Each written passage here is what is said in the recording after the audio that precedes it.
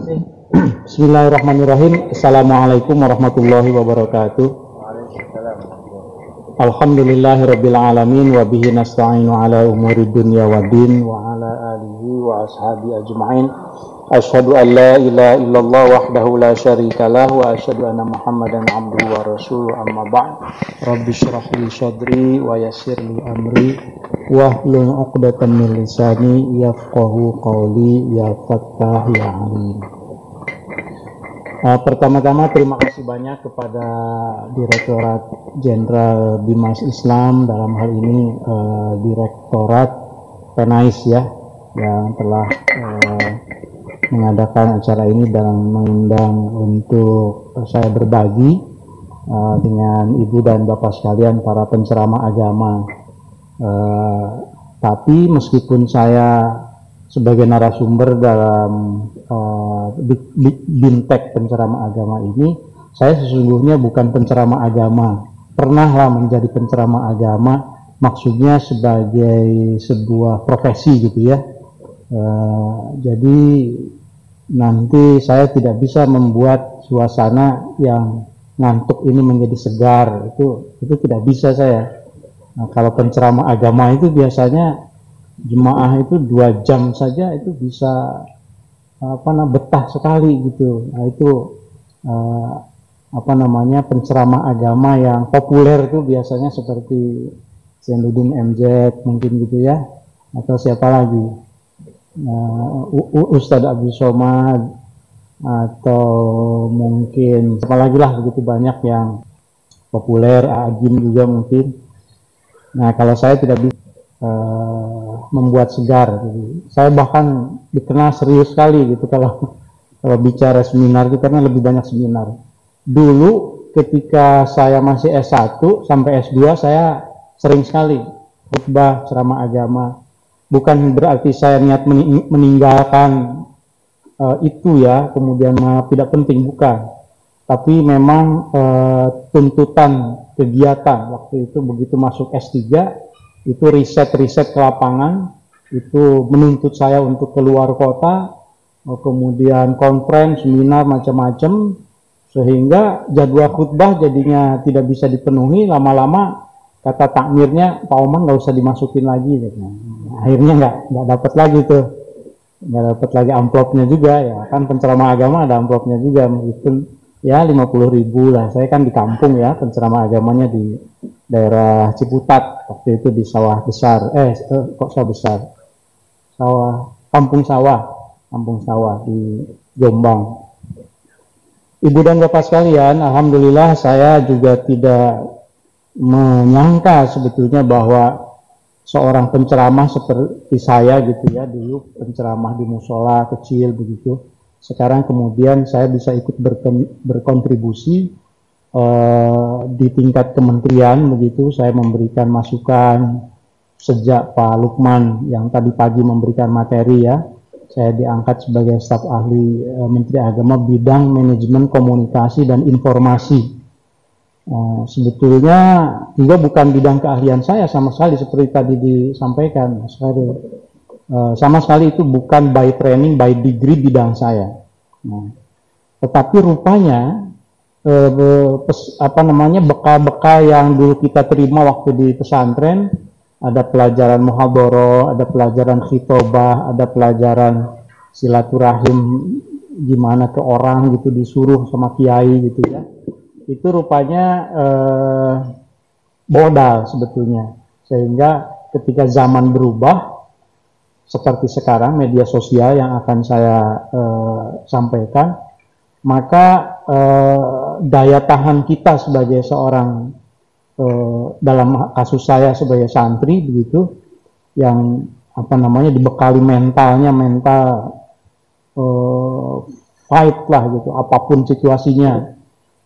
Dengan keprihatinan di pesantren dulu di Cipasung, kemudian saya pernah di Haur Kuning di Salopa gitu ya, yang tidak ada sekolahnya. Itu rupanya mental kita itu bisa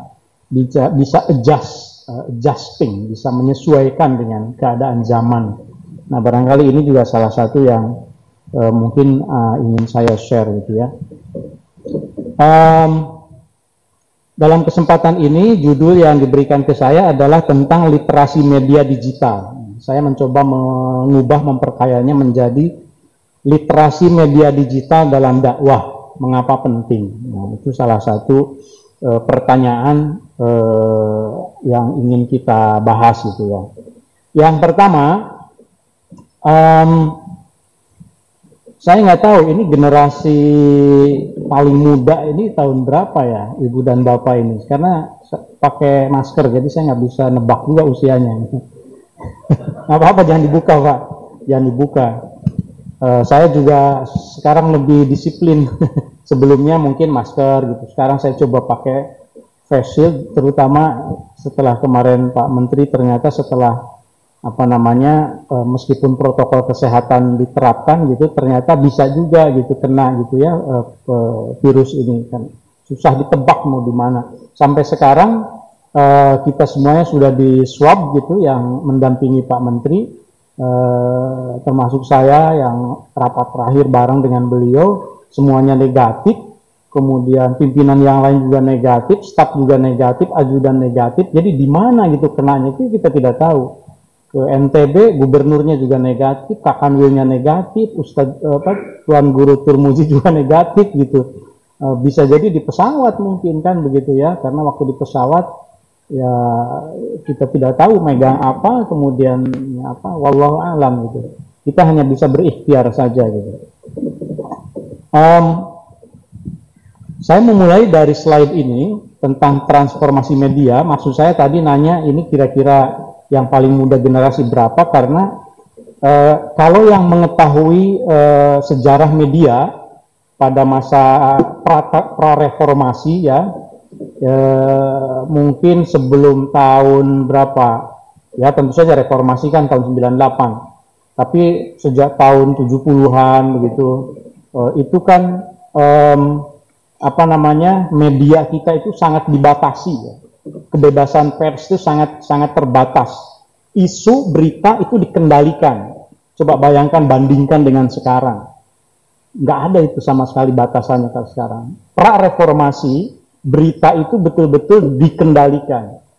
Apa yang ingin diviralkan, kalau istilah sekarang di publik, itu tinggal ditentukan oleh pemerintah, oleh Harmoko misalnya waktu itu Menteri Penerangan gitu ya, harga cabai naik 2.000 misalnya gitu ya, kemudian apalagi atas arahan Bapak Presiden dan seterusnya lah gitu ya. Yang tidak muncul, yang tidak disampaikan ya nggak viral gitu. Orang di kampung nggak adem-adem aja, termasuk masalah keagamaan. Kalau Menteri Agama itu tampil itu ya menyampaikan hal yang memang penting. Ketika yang sifatnya obrolan atau seminar terbatas itu tidak keluar begitu. Kalau sekarang kan sedang bicara internal misalnya di ASN, kemarin ketika di Kemenpan RB, lalu ada ilustrasi analogi ke dunia intelijen misalnya, tapi ternyata sekarang itu era disrupsi, sudah tidak ada lagi batas-batas biologis, batas-batas fisik, yang disebut terbatas itu tertutup ya kan juga ada di YouTube juga begitu, jadi terbuka juga gitu, sehingga ini sangat beda sekali. Kemudian ketika memasuki masa reformasi, ada kebebasan pers, ada pasar terbuka, media juga dibuka oleh Pak Habibie khususnya ya, B.J. Habibie, sehingga tidak ada lagi siuk, tidak ada lagi pembatasan isu, tetapi belum digital. Nah, begitu masuk pada revolusi industri 4.0, kita mengalami satu era yang sering disebut sebagai era disrupsi kan, disrupt itu di dalam KBBI, kalau Ibu dan Bapak lihat, disrupsi itu artinya tercerabut dari akar. Disrupsi itu artinya cepat sekali berubahnya itu cepat gitu, tercerabut dari akarnya, berubah total gitu.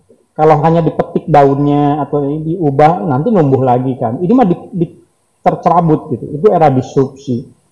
Revolusi industri ini karakternya sangat cepat, medianya sangat instan, sangat terbuka, kemudian digital dan post-truth. Gitu. Ini kata-kata kunci yang akan harus dipahami dulu. karena akan saya ulas di bagian berikutnya gitu ya. Jadi yang kalau penceramah agama ingin menyampaikan sesuatu pada masa lalu, sosialisasi ke jemaah itu mungkin perlu waktu. Apalagi ketika pra-reformasi ya. Saya ngalamin lah, apalagi saya di kampung, ya menyampaikan ceramah agama. Menarik sekali ini, ada kaset yang diputer misalnya di rumah nih oleh Kiai Totoh Ghazali, kalau saya dulu di Kuningan ya. Saya akrab sekali, ayah saya itu muter itu. Itu ketika saya ke Tasik misalnya, kembali ke pesantren, itu belum tentu kita itu nyambung ngobrol hal yang sama, padahal sudah seminggu, 2 minggu gitu. Ketika Totoh Ghazali ngomong apa, atau ya Zainuddin MZ lah. Cuma kalau Zainuddin MZ kan karena sudah sangat nasional, di TV mungkin lebih cepat juga. Tapi poinnya adalah bahwa kita tidak sempat bernafas memitigasi satu isu agama, bisa jadi sudah muncul, sudah direspon oleh orang lain. Padahal kita sedang menyusun penjelasannya misalnya. Nah, karena saking cepatnya gitu ya. Nah, post-truth ini sering diterjemahkan sebagai pasca kebenaran, era post-truth. Yang benar seperti salah, yang salah seperti benar. Kan itulah kira-kira gitu ya. Yang salah kalau terus-terusan disampaikan oleh media yang sangat cepat dan instan, itu menjadi benar. Benar dalam konteks post-truth-nya, bukan benar dalam pengertian faktualnya gitu ya. Nah, ini hal-hal yang kita lihat di medsos dan juga media yang mainstream, koran, TV, juga ada media medsos yang seringkali menimbulkan berita yang tidak benar. Di slide berikutnya, saya senang memulai itu kalau satu topik itu bicara dari 3 hal, Pak. Mungkin Ibu dan Bapak bisa tiru lah kalau sedang menjadi penceramah agama. Saya selalu menjelaskan sesuatu itu dengan 3 pertanyaan, what, why, how. What, why, how. Meminjam dari tentu saja 5W1H-nya teori komunikasi, tapi saya pinjam 3 saja. Mengapa? Karena yang 3 ini sering saya pakai di kampus, kalau lagi penelitian. Kalau ada mahasiswa saya juga yang menulis tesis, disertasi, juga skripsi, saya selalu nanya, Anda mau meneliti apa? What? Apa yang mau, al-huwiyahnya itu apa itu? Al-huwiyahnya, keapaannya gitu. Apa yang mau Anda teliti? Apa yang mau Anda sampaikan ke publik melalui penelitian itu? Atau kalau ceramah, Anda topiknya apa nih pada Isra Mi'raj kali ini? Lalu pertanyaan keduanya, why? Kenapa Anda menyampaikan itu? Harus bisa menjawab sendiri. Kenapa ya saya menyampaikan topik literasi media digital? Itu juga harus dijawab. Lalu bagaimana, how? Bagaimana Anda menjelaskannya, bagaimana Anda mengimplementasikannya, dan seterusnya. Saya mulai dari what dulu ya, what. Apa yang ingin saya sampaikan terkait dengan literasi media digital. Tentu Ibu dan Bapak sudah tahu bahwa watak media digital itu antara lain ya, pertama, informasi itu tidak dicari, tapi dia membanjiri kita. Coba saja lihat, meskipun sekarang kita sedang bintek, kita sedang kuliah, kita sedang belajar, sedang ngaji, kan handphone selalu di beserta kita. Kita tidak nyari itu informasi, tiba-tiba di grup tuh murudul aja gitu, kalau kata orang Sunda murudul gitu. Datang gitu informasi itu, datang gitu. Ini grup ini tingkong bunyi terus kalau nggak di silent ya. Makanya saya nggak ada tuh yang saya bunyikan, semuanya saya mute. Begitu ada nomor baru masuk bunyi, langsung saya bikin mute untuk 1 tahun. Selama setahun nggak bunyi dia. Ya, karena kalau bunyi habis waktu saya. Coba ya sekarang kalau misalnya saya tadi berapa menit saya nggak buka WA gitu ya. Begitu saya buka sekarang misalnya itu ada yang di grup A, grup B, banyak sekali posting-posting yang kalau nggak dilihat juga katanya unread gitu, belum dibaca gitu ya.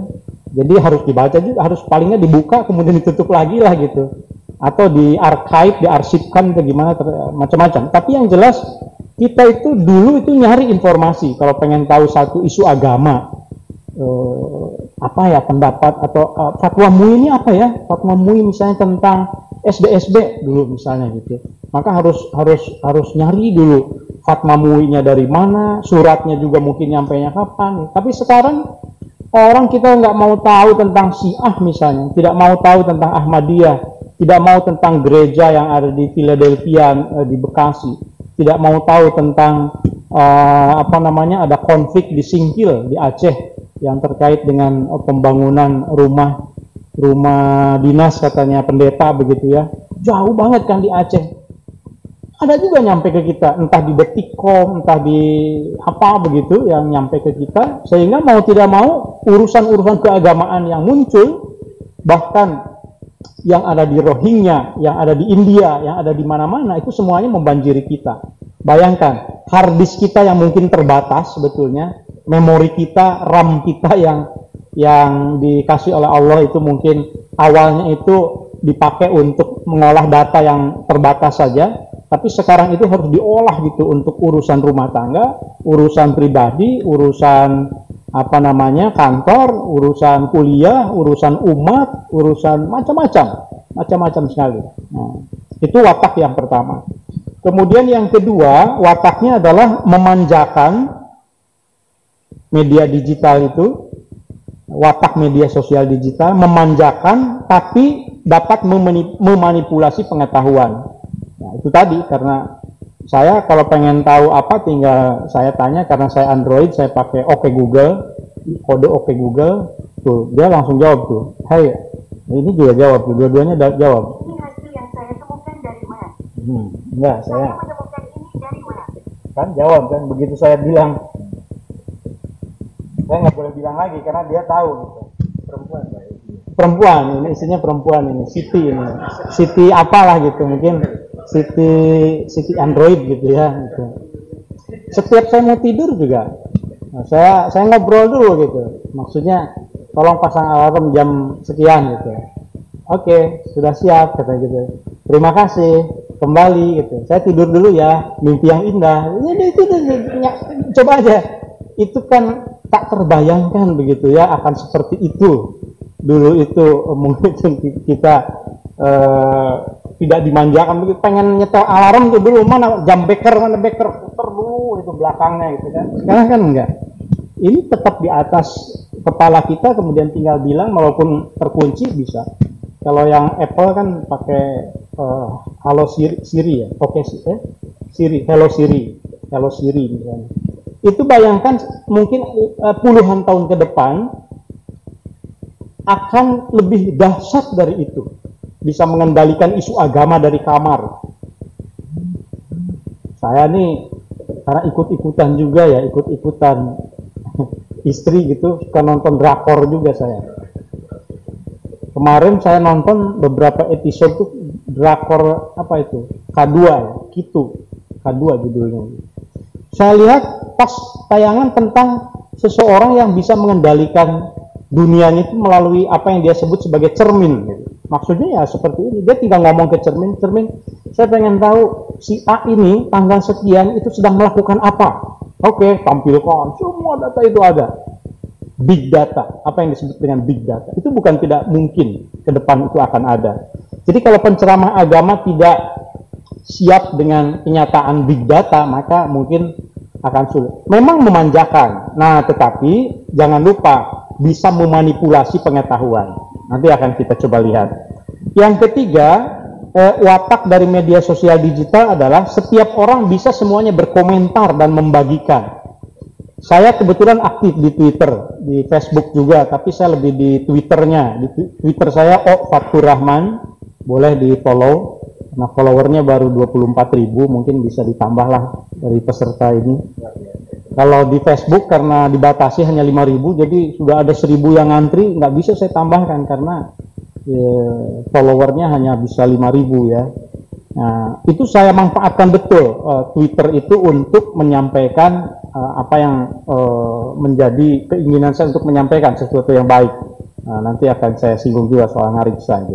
Nah, tapi maksud saya adalah ketika saya menyampaikan sesuatu tweet di Twitter yang 200 berapa karakter itu semua orang bisa mengomentari, dan orang yang tidak punya pengetahuan agama itu juga bisa menghujat, bisa membantah, bisa berpendapat gitu. Padahal dulu kan tidak begitu kan, cara berpengetahuan umat itu tidak begitu. Ada orang yang punya otoritas, oke, menyampaikan. Ketika saya waktu itu saya sedang menyampaikan soal haji. Nah, saya ingat ya, yang tadi itu haji.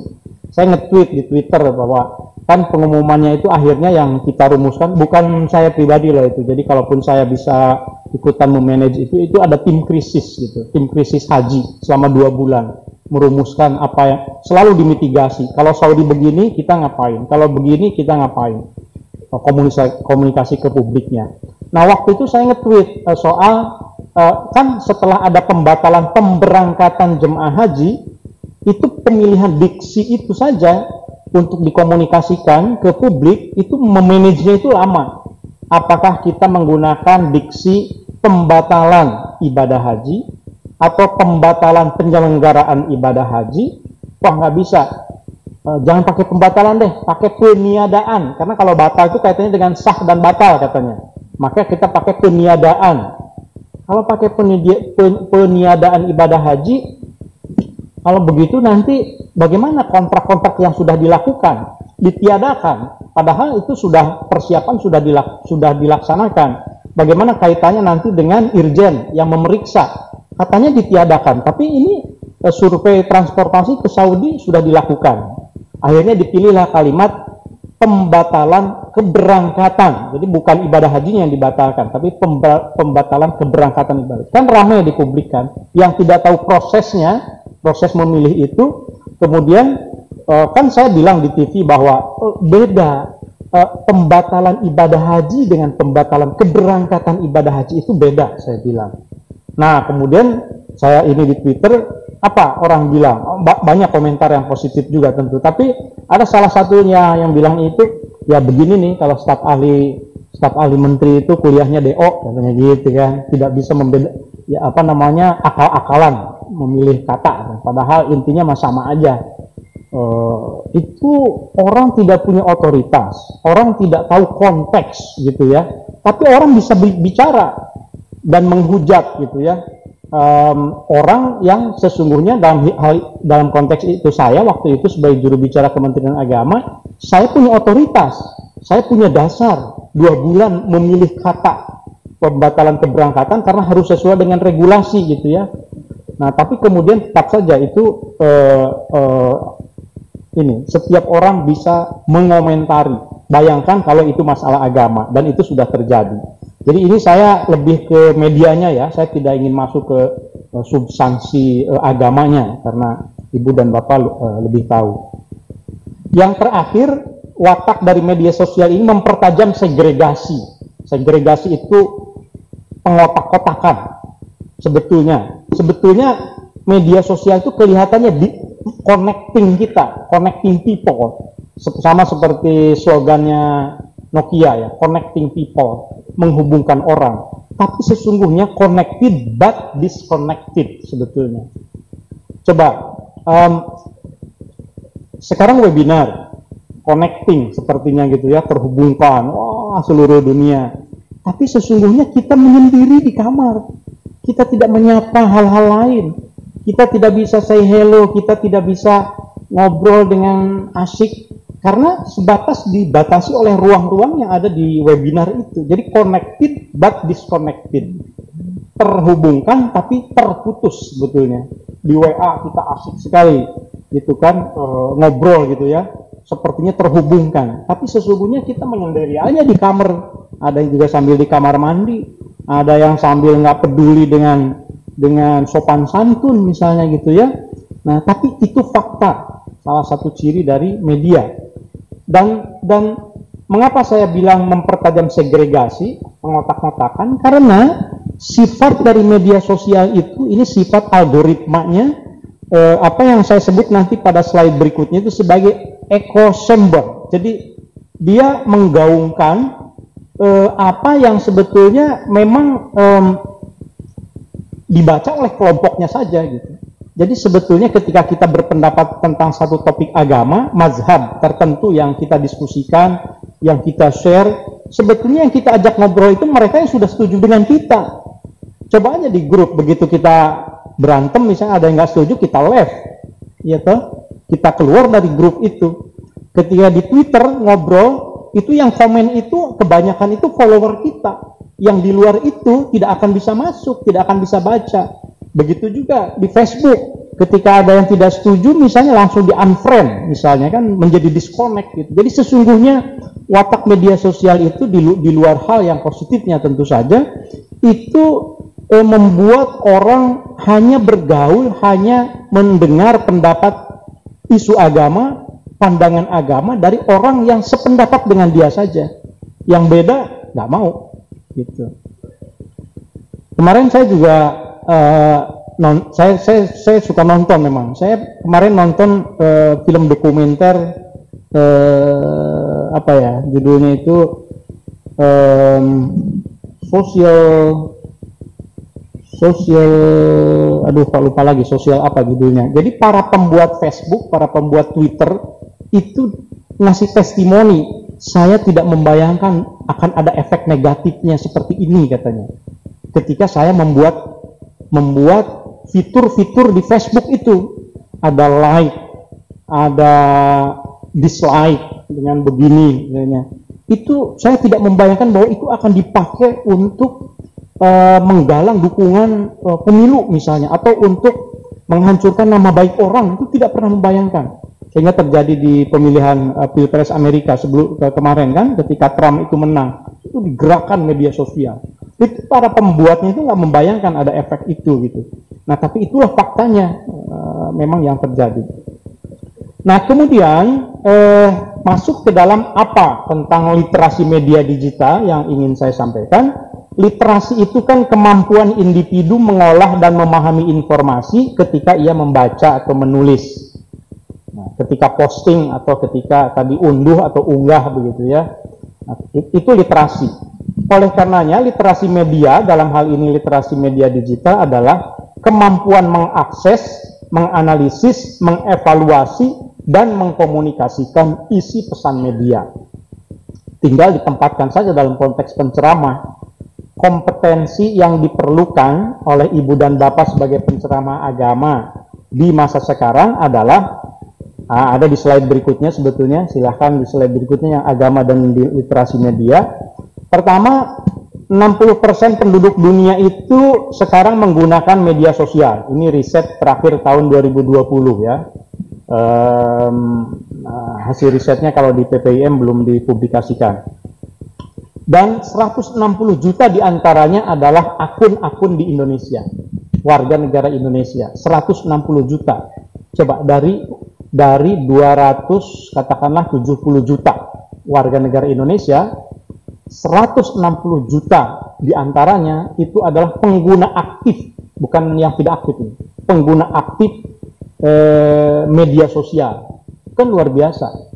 Jadi kalau ada penceramah agama yang belum menggunakan media sosial sebagai tempat ceramahnya, itu sangat rugi sekali. Nanti akan kelihatan kontestasi di media sosial itu siapa yang paling menonjol, itu kan tafsiran keagamaan yang cenderung konservatif, bahkan ultra konservatif. Karena yang moderat, yang wasatiyah itu tidak pernah bikin viral. Yang bikin viral itu yang aneh-aneh begitu, yang kadang-kadang juga sangat negatif gitu ya. Nah, oleh karenanya penceramah agama kita tahu kan corong terdepan di dalam menyampaikan informasi keagamaan. Karenanya penceramah agama bagi saya perlu memiliki kemampuan dan kecerdasan mengakses, menganalisis, mengevaluasi, dan mengkomunikasikan isi pesan media, khususnya yang terkait dengan isu agama. Kalaupun kita tidak mampu langsung, ya paling tidak bertemanlah, bermitra dengan yang bisa gitu. Kalaupun misalnya nggak ada juga teman yang bisa membantu untuk mengolah akunnya, setidaknya yang paling minimal tuh apa yang bisa kita lakukan sebagai penceramah agama, mengakses dan update terus begitu ya isu-isu yang krusial. Saya juga dulu sebetulnya bukan orang yang mengikuti isu agama ya, karena bidang studi saya itu filologi. Filologi itu kajian manuskrip kuno, Dirasatul Makhtutat al-Islamiyah. Jadi kerjaan saya itu melototin manuskrip kuno. Jadi boro-boro ngikuti isu agama. Ya ada isu-isu minoritas, isu apa saya dengar, tapi saya tidak pernah ikut berpendapat. Tapi ketika saya masuk ke Kementerian Agama, aduh tidak bisa ternyata. Kita harus selalu mengikuti isu-isu agama. Berikutnya, tantangan literasi keislaman di era post-truth yang slide berikutnya. Ini tantangan kita, Ibu dan Bapak sebagai penceramah agama. Yang pertama, kita menghadapi fakta bahwa ada pudarnya otoritas keagamaan. Nah, kita ini sebetulnya yang punya otoritas untuk di bidang keagamaan. Saya percaya betul karena salah satu kriteria dari peserta BIMTEK ini bukan mereka yang baru belajar untuk dakwah gitu, tapi mereka yang memang sudah bergelut di bidang dakwah. Saya kalau ngitung waktu mungkin ya kalau di Jakarta ya, saya ke Jakarta itu tahun 88 akhir 89, tapi bukan sebagai penceramah, saya sebagai pedagang asongan lah, jualan rokok gitu di mana itu jalan kaki tiap hari itu dari Kebayoran Lama ke Tanah Abang gitu. Nah, karena pengen kuliah tapi nggak punya uang, jadi saya sebetulnya sebelum ke Jakarta ya saya biasa ceramah, saya biasa muhadharah, khitobah di pesantren. Di waktu di Miftahul Huda di Tasik, di pesantrennya Uwah Khair almarhum, saya hanya 4 bulan di situ, tapi di situ ada kegiatan lomba pidato. Saya ikutin, mulai dari iseng-iseng begitu karena yang mewakili kamar saya sakit, akhirnya saya mewakili juara antar kamar, juara 1, lumayan hadiahnya, ada hadiah makan yang lebih baik di pesantren kan gizinya lebih baik. Ternyata kemudian karena juara 1 antar kamar, antar asrama, juara juga. Waduh, saya bilang nih kok nggak sengaja nih padahal. Akhirnya karena antar asrama menang juga, antar asrama putra dan putri disatukan final gitu. Ada ininya itu satu dengan juara bertahan yang bertahun-tahun itu selalu juara waktu itu. Saya ingat aja namanya Kang Iwan gitu di Manonjaya waktu itu. Dia kata juara bertahan terus-terusan gitu. Saya mah nating tulus, namanya juga pengganti badal, saya kan ikut aja. Ternyata saya juara juga, berarti saya bisa pidato kalau gitu. Nah, cuma karena saya tidak mau terus-terusan, waktu itu seharusnya diadu antar pesantren. Tapi saya bilang saya udah dalam tanda kutip ya, saya bosen pesantren. Sejak tahun 87 saya lulus di Cipasung, terus saya dimasukin ke pesantren terus. Saya pengen kuliah. Akhirnya saya kabur gitu, pakai sarung saya naik kereta ke Kuningan, kemudian saya ke Jakarta. Nah, ketika di Jakarta tahun 88-89, disitulah masa-masa saya menjadi penceramah agama sebetulnya. Karena siangnya saya memang jualan gitu, jualan rokok, jualan jam tangan, tapi malamnya saya ngajar ngaji, kemudian ada musola terdekat, kemudian saya akhirnya taklim terus lama-lama. Nah, itu saya merasa punya otoritas. Apapun yang saya katakan berdasarkan kitab tafsir, misalnya itu didengar oleh jemaah, sering sekali begitu. Nah, konteksnya dengan sekarang, tantangan sekarang, ada pergeseran dari sumber primer bergeser ke sumber yang sangat instan. Yang awalnya dari kitab itu, yang didengar itu sekarang itu adalah dari komentar di medsos, pokoknya sumber Google paling tidak ya, dari Google atau dari mungkin blog, begitu blog tentang agama, tentang syariah atau apa gitu ya. Ada yang baik, ada juga kan yang tidak baik. Tapi otoritasnya berpindah. Setidaknya yang baik itu mungkin ada bincang syariah misalnya kan. Dulu itu kalau pengen tahu tentang hukum talak misalnya itu pembagiannya apa saja, datang ke kiai, datang ke otoritas agama. Sekarang kan tidak. Tanya lagi ke Google. Oke Google, rukun pernikahan itu ada berapa? Dijawab oleh Google kan. Jadi bergeser. Kemudian ada pergeseran dari kitab ke media yang disebut oleh para peneliti sebagai mediatisasi, dan dari penjelasan yang otoritatif ke komentar abal-abal. Itu fakta gitu ya. Kemudian banyak pengetahuan tentang sesuatu yang sebenarnya tidak terjadi tetapi dibuat seolah-olah terjadi, apa yang disebut dengan hoax atau fake news ya. Itu tantangan fakta yang kita hadapi sebagai penceramah agama. Yang ketiga, tantangannya adalah kecenderungan mendahulukan meyakini sesuatu lalu mencari pembenaran ketimbang menelusuri kebenaran untuk diyakini.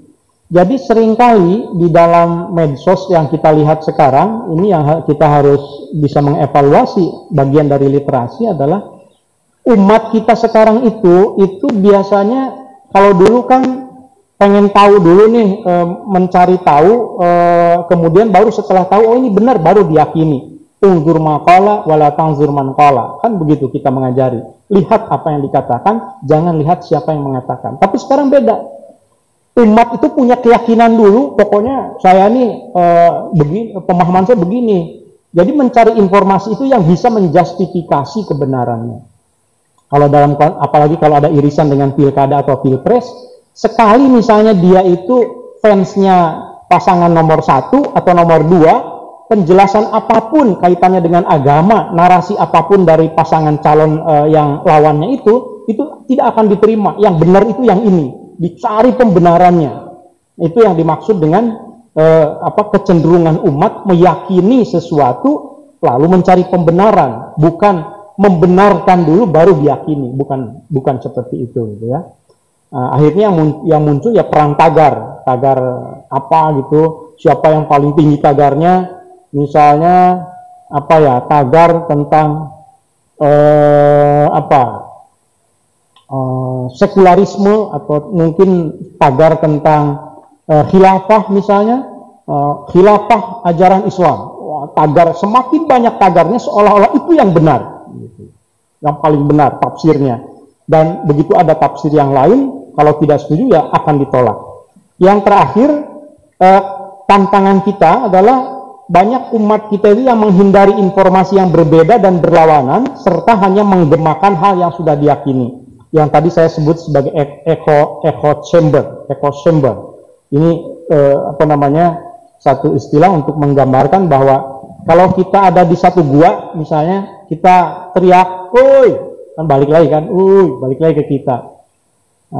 Ada di ruangan yang tertutup gitu. Itu echo menggema gitu. Tapi menggemanya itu sebetulnya pada diri sendiri saja. Nah, watak media sosial itu, kita bicara apa di akun kita, sebetulnya mendengar itu adalah mereka-mereka yang sudah setuju tadi itu. Nah, itu yang saya sebut disconnect tadi itu.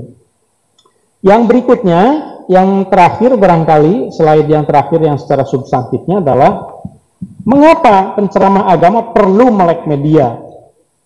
Ini saya tidak akan terlalu detail mengelaborasi. Saya mendengar tadi, saya barusan telepon Pak Lukman, Pak LHS, sebetulnya apa yang disampaikan supaya saya tahu ya. Beberapa itu saya kira secara umum itu sudah beliau sampaikan tentang hubungan agama dan negara, tentang agama dan budaya dan seterusnya ya. Itu sebetulnya ada kaitan. Yang pertama terutama. Jadi yang pertama, mengapa penceramah agama itu perlu melek media? Nah, saya mengkontekstualisasikannya ke situ karena seperti yang disampaikan Pak Lukman tadi pagi, di Indonesia itu nyaris tidak ada urusan yang tidak berkaitan dengan agama. Karena negara kita ini negara yang agamis, negara yang religius.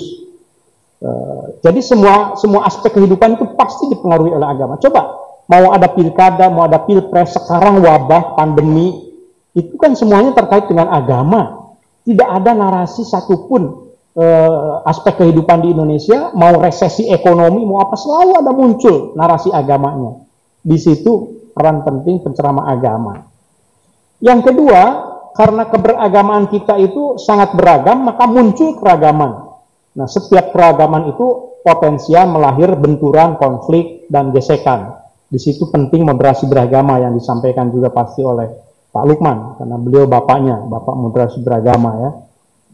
Setiap ini di ibu bapak sekarang saja kan tafsirnya pasti beda-beda. Kalau saya tanya, menurut ibu dan bapak, di Nusantara itu jejak khilafah itu ada atau tidak, misalnya gitu ya. Bisa jadi beda-beda. Jejak khilafah, saya juga bisa beda. Saya kan pernah menjelaskan tentang itu. Kalau saya harus tanya dulu apa yang dimaksud dengan jejak khilafah. Kalau yang dimaksud adalah jejak sebagai sistem pemerintahan, tidak ada. Berdasarkan ilmu saya, tapi terserah kalau ilmu lain. Tidak ada. Tapi kalau jejak maksudnya jejak peradaban, ada surat-suratnya, ada stempelnya yang menyebutkan nama sultan di Turki, kemudian ada meriam juga di Aceh, ada macam-macam gitu ya, ada ulama Turki yang datang juga ke Jawa, ke Aceh, jelas ada hubungan diplomatik. Tapi kalau jejak sebagai an-nizam atau al-hukumah al-islamiyah dalam pengertian wahdatul alam al-islami, satu dunia gitu, dipimpin oleh satu komando, bahwa kesultanan kita itu bagian dari khilafah, tidak ada gitu.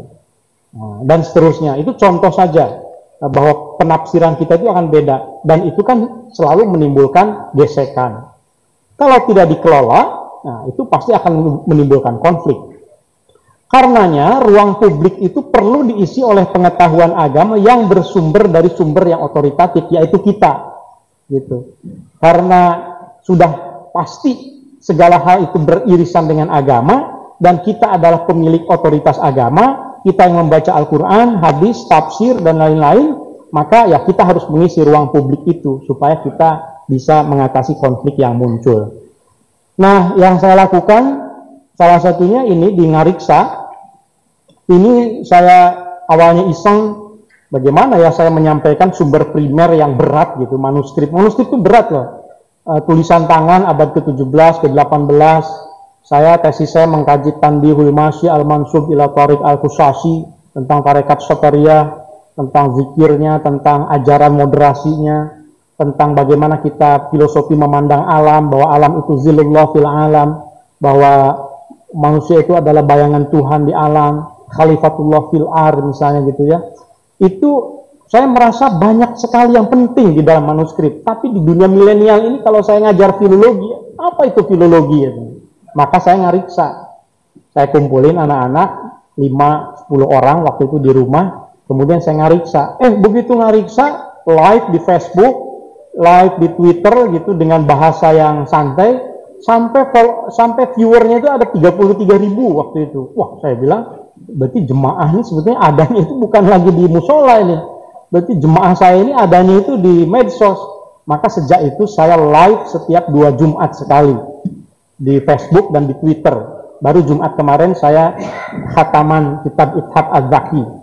Ithaf Az-Zaki ini kitab karangan Syekh Ibrahim Al-Qurani tentang tasawuf gitu ya, yang saya tidak menduga ternyata banyak sekali ininya yang menyukai. Kemarin khataman, alhamdulillah setelah setahun, dan akan terus lanjut. Jadi kalau yang mau subscribe silakanlah sambil promosi ya, di YouTube-nya, di Ngariksa Channel yang tadi disebutkan hampir 2.000, baru hampir 2.000. Kalau Felixio kan jutaan ya, nah, kalau kita baru 2.000-an. Itu bedanya gitu. Jadi ini yang berat-berat gitu, tapi ini coba kita ringankan lah gitu ya. Nah, maksud saya apa? Saya ingin mengatakan bahwa ibu dan bapak sebagai penceramah agama, coba aja. Bagi yang belum ya, kalau yang sudah alhamdulillah. Coba keahlian ibu dan bapak bidangnya apa, misalnya usul fikih atau apa, bikin konten yang sifatnya pengajian, jangan dibuat-buat, seadanya aja. Saya juga ngaji biasanya ngobrol kayak di kelas gitu. Ternyata banyak yang suka itu. Nah, ada contoh di Jogja itu ada dosen filsafat Islam. Saya lupa namanya ya. Channelnya itu jutaan ininya, peminatnya luar biasa. Dia bicara aja, ngobrol aja santai gitu. Seperti Gus Baha juga kan sama kan. Walaupun Gus Baha kan tidak memiliki akun media sosial, tapi kan begitu diunggah gitu oleh admin, ya bahasanya itu santai begitu, penampilannya juga seadanya. Tapi justru yang natural itu yang dibutuhkan oleh umat. Bayangkan kalau seandainya yang mengisi itu konten-konten yang provokatif misalnya. Nah, itu kan jadi negatif atmosfernya. Oleh karenanya Kementerian Agama, Bimas Islam dalam hal ini mengadakan acara ini sesungguhnya adalah ingin ibu dan bapak ikut di dalam kontestasi publik gitu. Perlombaan mengisi konten di publik. Nah, bisa 5 menit, 10 menit, kemudian masukkan ke YouTube. Ya, jangan mikir dulu nanti ada berapa yang nonton, nggak usah. Pokoknya sampaikan saja apa yang ingin disampaikan gitu ya.